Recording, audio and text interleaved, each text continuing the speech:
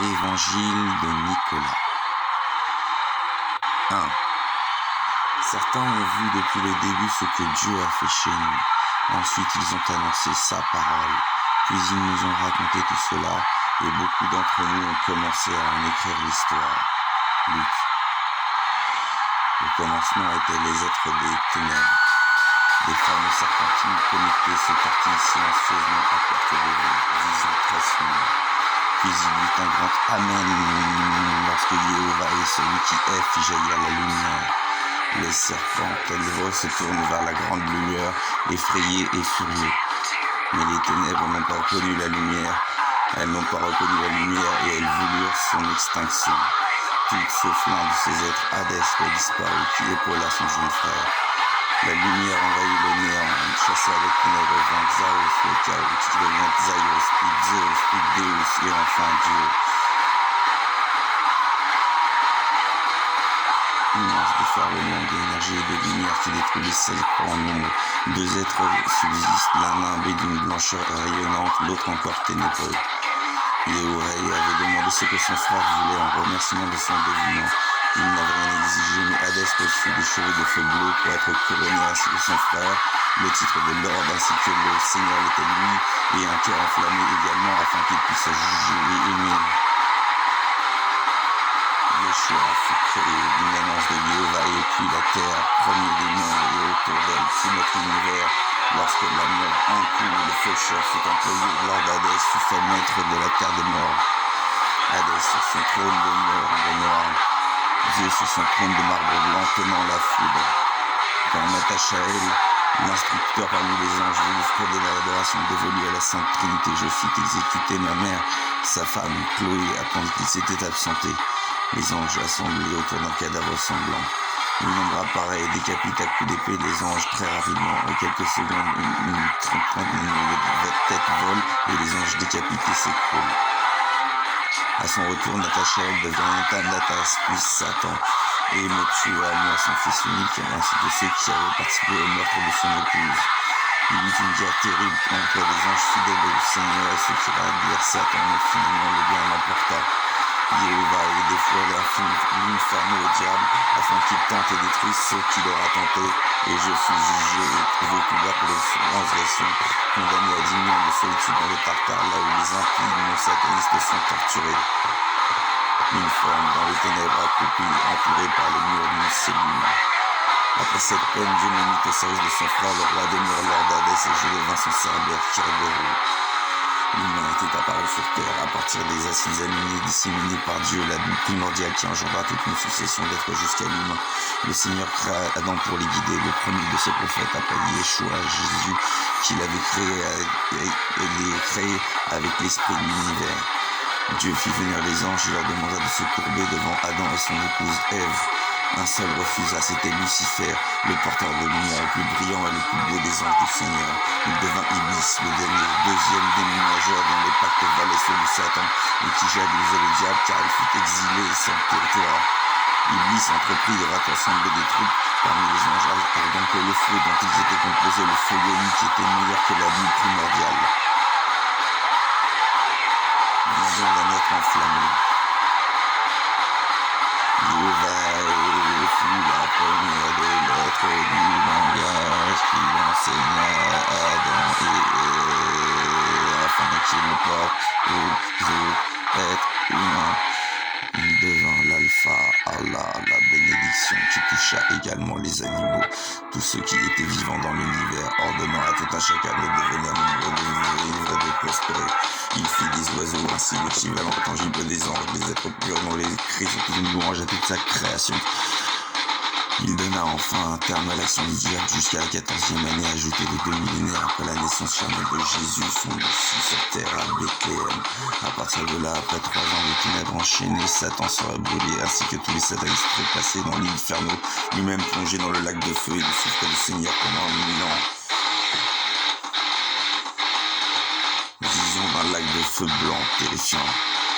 Quant à Iblis, il est écrit qu'il y aura une bataille entre le diable qui sera précipité dans le lac enflammé avec Satan et qu'un nouveau diable apparaîtra.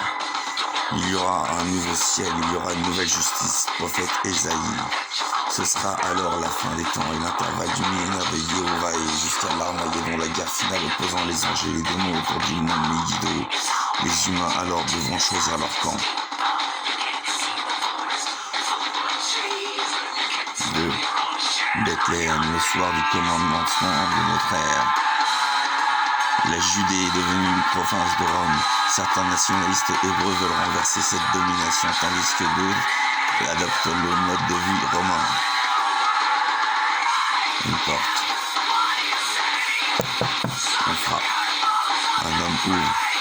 Apparaissent dans l'encadrement de la porte Joseph et Marie. Le gardien de la crèche. Bonsoir, que voulez-vous? Joseph. Ma femme va accoucher, elle a perdu les os. Il n'y a pas de place pour nous à l'hôtellerie. Pouvons-nous entrer, mon frère? Le gardien de la crèche. Oh, je vois mon frère. Eh bien, c'est une crèche ici. Nous sommes habitués aux accouchements. Et loin de moi l'idée de vous refuser des hospitalités à mon prochain. Entrez, je vous en prie. Moi. Joseph, assis devant une table. Le gardien revient avec un plat et une cuillère qu'il pose devant son invité. Joseph, merci mon frère. Le gardien de la crèche, je t'en prie. Les femmes sont à l'aise, mange. Il s'agit de ton épouse, c'est cela? Et de votre enfant, je suppose. Joseph m'enchante. Il s'agit bien de ma femme.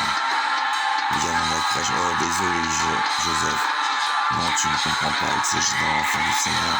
Ma femme est encore vierge. Sa parente Elisabeth, elle aussi, a conçu de manière miraculeuse. Ma femme a été informée par les anges que tout en restant vierge, elle enfantera celui qui vivra les Hébreux. Nous sommes venus à Bethléem pour nous faire recenser. Le jour tombant, Marie a perdu les os, comme je te l'ai dit. Gardien de la crèche, un enfant de notre Seigneur, je te crois, mon frère. Alléluia.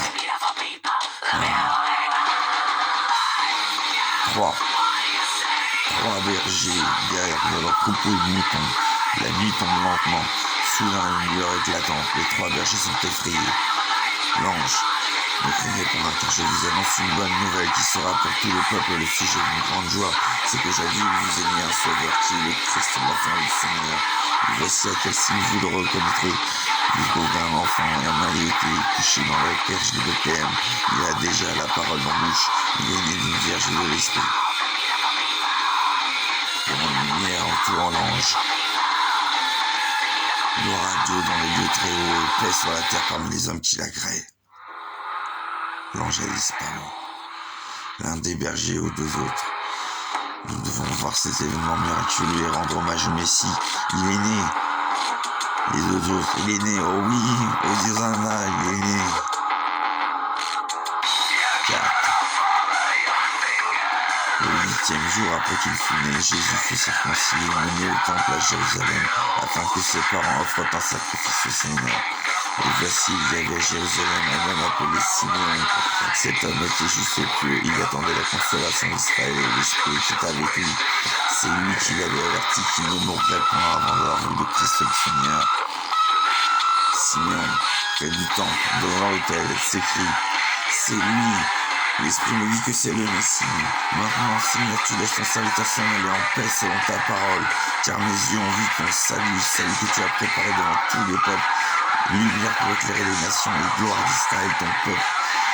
Béni soient ses parents.